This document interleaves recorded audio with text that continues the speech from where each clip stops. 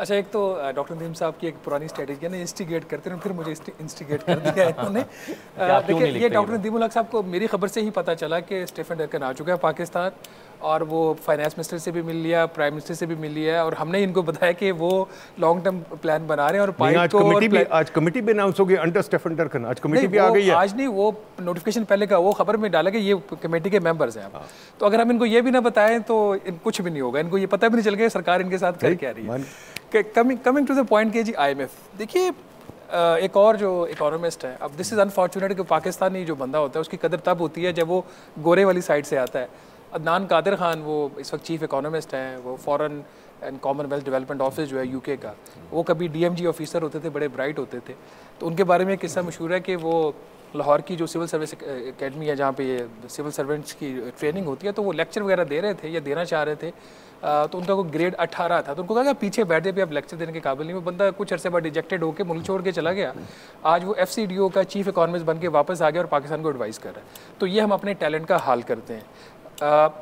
IMF जो इसकी बात थी अदनान कादिर की, उन्होंने ये कहा था कि एक नॉर्मल कंट्री IMF के प्रोग्राम में नहीं जाती, ये हम सब मानते हैं।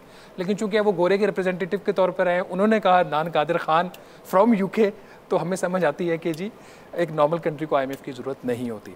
द पॉइंट हेयर इज़ कि हम अभी तक रियलाइज़ ही नहीं कर पाए कि पाकिस्तान किस गहरी दलदल में गिर रहा है। जो माइंड सेट्स हैं अनफॉर्चुनेटली वो आज भी वही हैं जो आज से 10 साल पहले, 50 साल पहले और 30 साल पहले थे।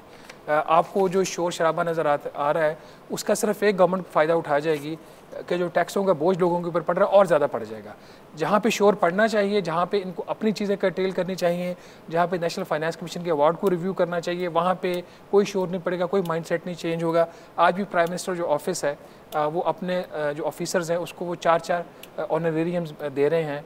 आज भी प्राइम मिनिस्टर ऑफिस के जो खर्चे हैं उसके रेनोवेशन के लिए बजट अनाउंस हो रहा है। आज भी बहुत सारी एडिशनल सप्लीमेंट्री ग्रांट्स इसलिए अप्रूव हो रही हैं कि किसी को उसकी ज़रूरत है, मुल्क को हो या ना हो।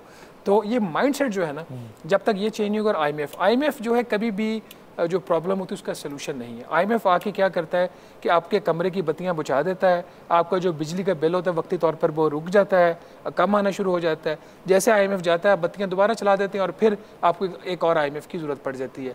तो एज ए नॉर्मल नेशन अगर हम कभी बने और एज ए नॉर्मल गवर्नमेंट अगर कभी हमारी हो, तो हम ये जो जिस एक दलदल में फंसते जा रहे हैं उस तरफ मत जाएं। कंट्री अभी भी सर्वाइव कर सकती है, इवन विदाउट IMF भी कर सकती है। पिछला जो IMF का प्रोग्राम अभी था, स्टैंड बाय अरेंजमेंट ख़त्म हुआ, $3 अरब का प्रोग्राम था।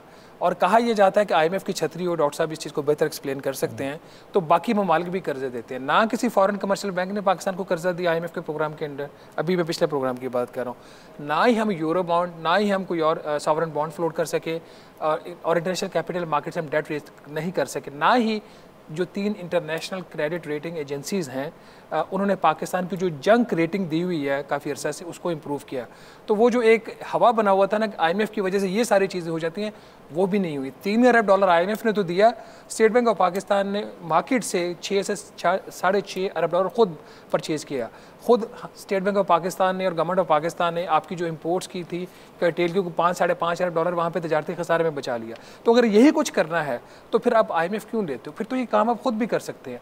तो ये वो सारी चीज़ें हैं, जब तक हुकूमत से इसको रियलाइज़ नहीं करेगी, वो अपने अंदर इन हाउस जो रियल चेंज है वो लेके नहीं आएगी, तो ये IMF वाली कहानी चलती रहेगी।